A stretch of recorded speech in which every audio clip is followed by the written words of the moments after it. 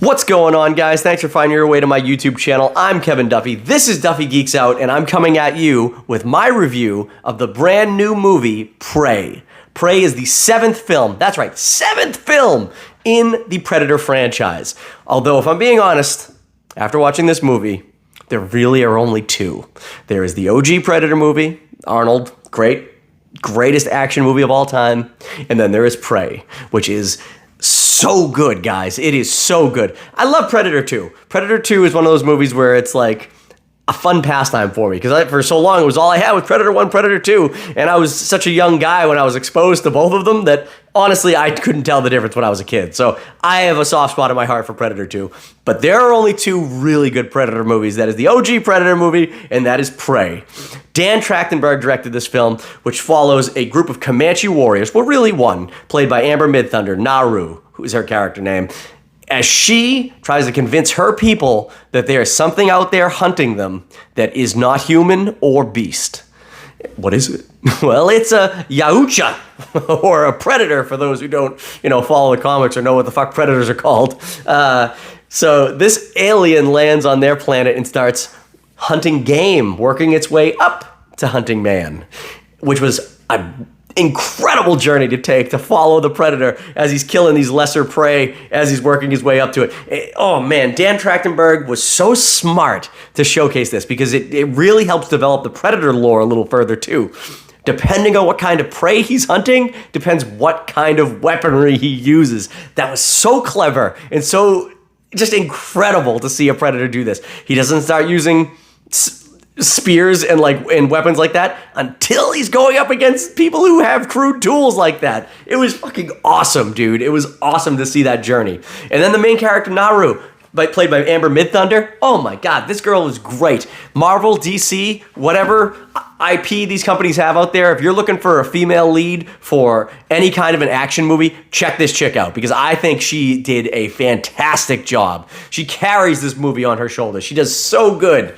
And her journey is beat for beat what the Predators is. It's getting herself to the point where she's ready to take this motherfucker on. And when they come to blows at the end of this movie, it is believable. Now, people out there might be asking, is this movie doing the thing where it's just like giving you a Mary Sue kind of character, where she's just so over the top and cool that she's going to win no matter what? No, that's not the story at all. She works her way up to fighting this Predator because she's paying attention to what's going on around her. There's even dialogue in the film with the character of her brother, whose name is escaping me, but he even says to her, she sees the things that he can't. And I love that, because it's the attention to detail that helps her come out on top in this movie. It was just a thrill ride from start to finish, and beautifully directed. I mean, setting it in the 1700s in the Northwest Territories, it was just an awesome landscape to see the Predator working his magic in. Now, there's a few negative things in this movie for me. The CGI with the bear, which you see in the trailer, it's a little wonky. It doesn't look that great, but to be honest, I don't give a shit about that, because the Predator looked fantastic, the kills look fantastic, and the scenery is beautiful. So if you get a goofy-looking bear, I don't give a shit. It's one scene, And the other thing that bugged me, and I don't know if anyone else will have this problem, as a fan of the Predator franchise, I had a little bit of a problem with the Predator's mask, right? You've seen him in the trailers. It's kind of this skull mask thing, which again, it's supposed to be set 300 years in the past, which is cool, because actually I believe, and this movie kind of shows you, you'd think the Predators are always advanced. They're always going to be better than the people they're going up against, which is true. But the Predator you get in, the original Predator movie going up against Arnold, its technology has definitely advanced. This older Predator is no laser cannons, no, he has the net thing, he's got the spears and all that shit, but you can tell that their technology is advancing with it, although they do have fucking spaceships, so you gotta assume that they have lasers too, but maybe it's just the choice for this movie, but I don't know.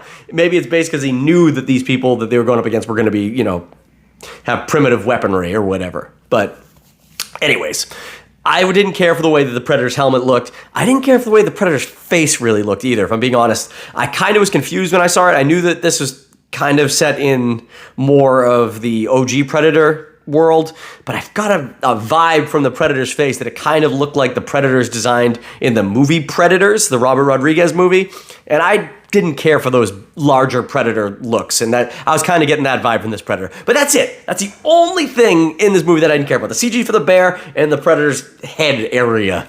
But that's really it. I thought this movie was fantastic from top to bottom. There's definitely some Easter eggs in there. And I don't know if anyone else picked up this. The brother at one point gets like a scar across his chest, and I was like, it's Billy from Predator 1.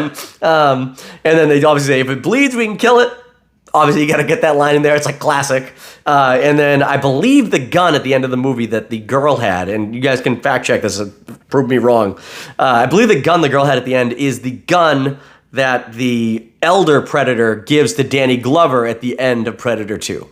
Maybe not. I saw it really quick. I haven't rewatched the movie to double check that. Didn't fact check it against Predator 2 lore or anything like that, but it seemed like it would be the same gun. But it was freaking awesome, man. This movie was so good. And that dog, that dog is great. Holy shit. A girl and her dog going up against a Predator. It's fantastic. But anyways, guys, this movie was a thrill ride for me. I love the Predator franchise. This movie reinvigorated my love for it. I'm really hoping that this thing gets a sequel and gets to go to, go to theaters this time. I know that they were probably gambling on this one. Oh, the last Predator movies haven't made too much money. Maybe we don't put them in theaters.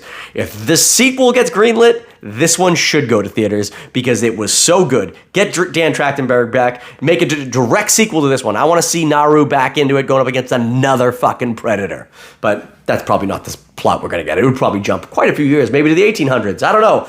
But I love this movie. But you guys let me know if you like this movie. Let me know in the comments, what's your favorite Predator movie? How do you rank them? For me, Predator 1, Prey, Predator 2. The rest is all dog shit. Well, Predators is okay. I would say, let me start that again. Predator 1, Prey, Predator 2, Predators, and then the rest is dog shit.